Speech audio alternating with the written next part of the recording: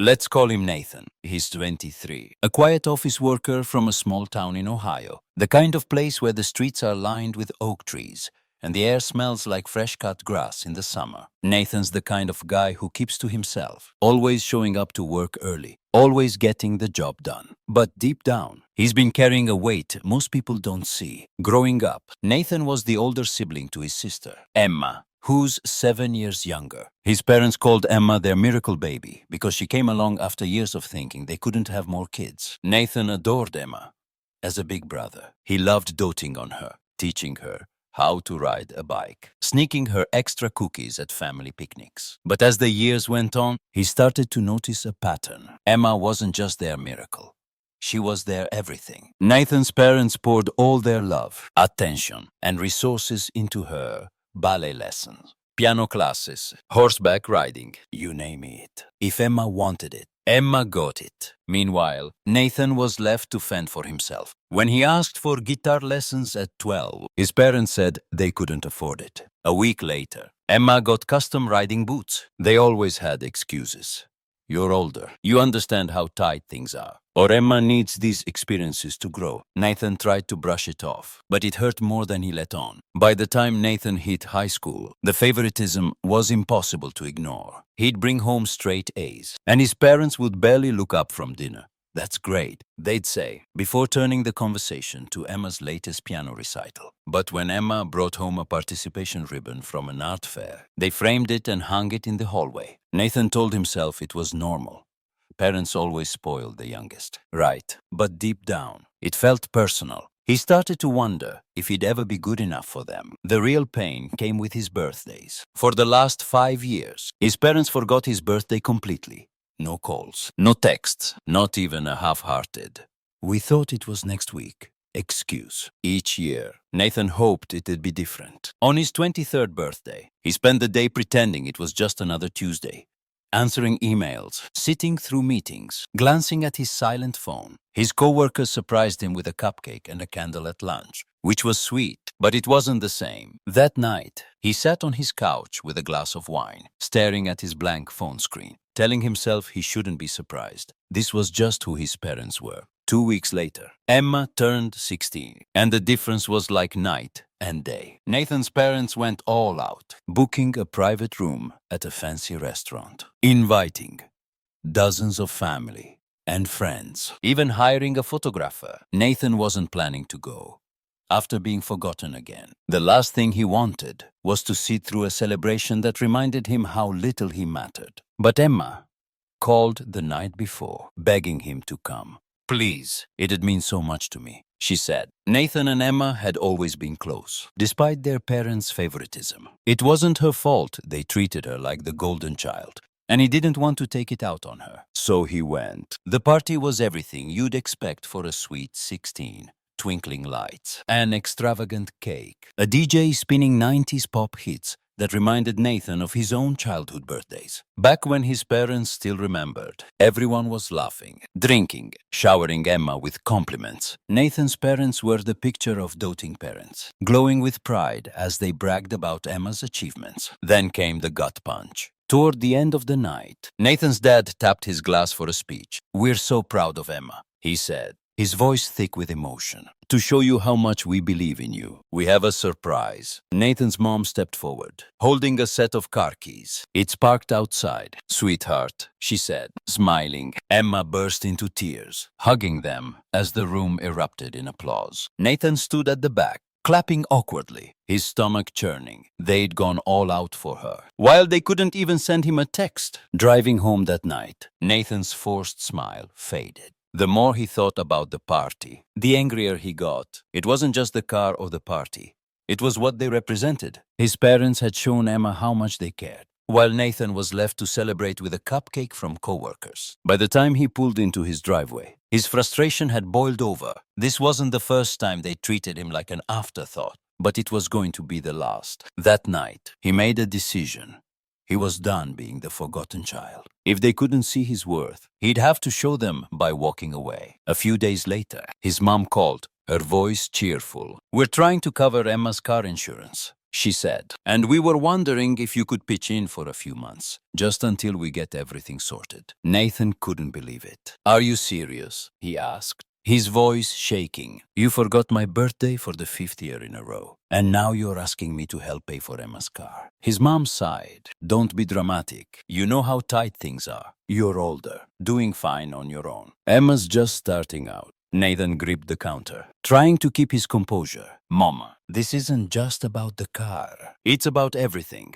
How you've spent my entire life prioritizing Emma while I've had to figure things out on my own. You keep saying I'm independent, but did you ever stop to think why? Because you weren't there for me. Her response was dismissive. We've always done our best for you. Just because we've been more focused on Emma lately doesn't mean we don't love you. Nathan ended the call, his hands trembling. That was the final nail in the coffin. The next morning, Nathan called his parents again, this time holding nothing back. He told them how much their actions hurt, how invisible he felt, how their excuses had worn him down. If you can't start treating me like I matter, he said, his voice steady, then I'm done. I'm not going to keep bending over backward for people who don't care about me. His mom's response was predictable. You're being so dramatic, she said. Emma didn't ask for any of this. You're just jealous because she's closer to us. That was the moment Nathan knew there was no fixing this. Their refusal to take responsibility, their gaslighting.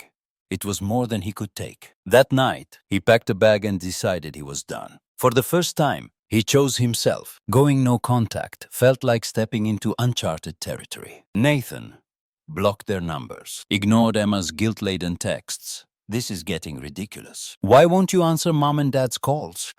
And avoided family gatherings. At first, it felt empowering. He was free from the passive-aggressive comments, the excuses. But as weeks turned into months, the silence felt like an open wound. Did they even notice he was gone? Did they care? His parents didn't reach out. Their silence hurt more than anything Emma said. It felt like confirmation of everything he'd feared growing up. He didn't matter as much as Emma. 2 months later, Nathan's doorbell rang on a quiet Saturday. It was his dad, looking uncomfortable, hands in his pockets. Can I come in? He asked. Against his better judgment, Nathan let him in. His dad started with an apology. We didn't realize how much forgetting your birthday hurt you, he said. Things have been hard lately, and we dropped the ball. Nathan stared at him. You forgot my birthday 5 years in a row. Dad, it's not a one-time mistake. It's a pattern. And it's not just about my birthday. It's about everything. His dad sighed. We love you. But Emma needed more help. We thought you'd understand. You've always been independent, strong. Nathan's blood boiled. So because I didn't need you. You decided I wasn't worth the effort. Do you have any idea how hard it's been to figure everything out on my own? While you poured everything into Emma, his dad looked down. We were just trying to do what was best for both of you. Nathan shook his head. No, Dad, you were trying to do what was best for Emma. You didn't even think about me. The conversation went nowhere. His dad left, saying, I hope you'll give us another chance. Nathan didn't respond. After his dad left, something didn't sit right. Why now? Why were they suddenly trying to patch things up? That night, Nathan dug through a box of old family documents, birth certificates, tax returns, insurance forms. He wasn't sure what he was looking for, but he needed answers. After an hour, he found it, a bank statement in his parents' name, with a large payment marked Emma's tuition. Nathan's heart sank. Emma had always bragged about her full-ride scholarship, telling everyone how her hard work paid off. So why were his parents paying thousands for her education? He texted Emma, we need to talk. Now, she called within minutes, her voice wary. I found a bank statement showing a payment for your tuition. Nathan said, care to explain? After a long pause, Emma admitted the truth. The scholarship wasn't real, she said. Mom and Dad made it up because they didn't want people to know they were covering my tuition. They've been taking out loans to pay for everything. Nathan felt like he'd been punched. For years. His parents had cried poor whenever he asked for help, telling him to figure it out. All that time, they'd been secretly funneling money into Emma's education, even going into debt to do it. Why would they lie? Nathan asked, his voice trembling. They didn't want you to feel bad. Emma said softly, and they didn't want me to feel guilty. They wanted to make sure I had every opportunity. Nathan couldn't believe it. So they lied to protect your feelings, while leaving me to fend for myself. Do you realize how unfair that is? Emma's voice broke. I'm sorry. I didn't know it was this bad. They never told me about the loans. Nathan's anger boiled over. Of course they didn't. They've been lying to everyone. But you still benefited from it. Emma, you've gotten everything handed to you. While I've had to work for every scrap, Nathan knew he had to confront his parents one last time. He called and told them he was coming over. When he arrived, the air was thick with tension. His parents sat on the couch, his mom's eyes darting nervously. His dad stiff and silent. Nathan stayed standing. I'm not here to make things easier for you, he began. I'm here to say what I need to say. After this, it's up to you whether you choose to listen. He laid it all out. The forgotten birthdays, the favoritism, the way they always prioritized Emma. And then there's the lies, he said, holding up the bank statement. For years, you told me you couldn't afford to help me, that I was strong enough to figure it out. Meanwhile, you were taking out loans to pay for Emma's tuition and pretending it was a scholarship. Do you have any idea how that makes me feel? His mom started crying. We didn't mean to hurt you, she said. We just wanted to give Emma the best chance in life. Nathan stared at her. And what about me? Did I not deserve the same? Or did you decide I wasn't worth the effort? His dad spoke up. Defensive. It wasn't about playing favorites. You were always the independent one. We thought you'd understand. Nathan's anger boiled over. Understand what? That you prioritized Emma's future over mine. That you made me feel invisible for years and justified it by telling yourselves I was fine on my own. They had no answer. His mom whispered, we thought we were doing the right thing. Nathan shook his head. And you were wrong. You made choices that hurt me deeply. And instead of owning up to them, you've spent years pretending everything was fine.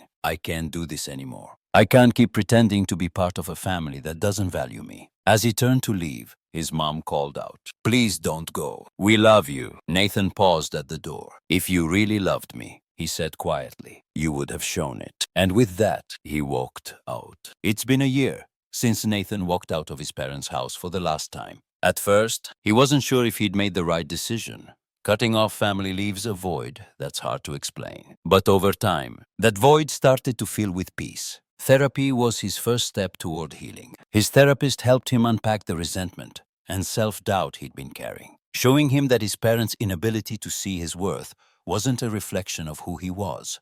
It was a reflection of their flaws. Nathan started to let go of the anger, not because he forgave them, but because he didn't want to carry their mistakes anymore. He reconnected with friends he'd isolated himself from, like his best friend Sarah, who became his rock. I'm proud of you for standing up for yourself, she told him over coffee. It takes courage to walk away, even when it's what's best for you. Those words reminded Nathan how much he'd been carrying alone. He started leaning on his friends more, and they reminded him of his worth. Work changed for the better. 2. Nathan left his dead-end job and found a new position at a company that valued him. A few months in, his manager gave him a small bonus. You've been doing incredible work, she said. We appreciate you. For the first time, Nathan felt seen. Nathan and Emma have started to rebuild their relationship, though it's slow. She reached out a few months after he cut off their parents, apologizing for her role in everything. I want to try to be a better sister, she said. They've been meeting for lunch every few weeks, working through the hurt. It's not perfect, but Nathan can see she's trying. As for his parents, he hasn't heard from them since that final confrontation. At first, their silence stung,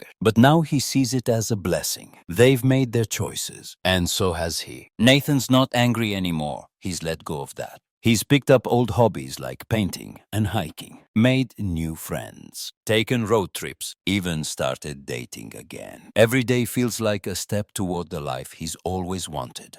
A life where he's happy, fulfilled, and loved for who he is, not what he can do for others. Looking back, walking away was the hardest decision Nathan ever made. But it was also the best. It forced him to confront his own worth and realize he didn't need their validation to be whole. Now, when he thinks about the future, he doesn't feel weighed down by resentment. He feels hopeful, excited, and free. For the first time in a long time, he can honestly say he's happy. Nathan's story shows what happens when favoritism tears a family apart. and how walking away can lead to healing. He uncovered a secret that revealed his parents' true priorities. But he found his own worth in the process. Sometimes, the hardest choices lead to the greatest freedom. What do you think? Should Nathan ever let his parents back into his life? Or keep his distance for good? Have you ever felt invisible in your own family? Drop your thoughts in the comments. I'd love to hear what you think. These stories connect us, showing us we're not alone in our struggles. If you enjoyed this tale, share it with someone who might need to hear it. And if you want more stories like this, make sure to subscribe and turn on notifications so you don't miss out. I'm here every day with new tales from Reddit and beyond, so stick around. See you next time.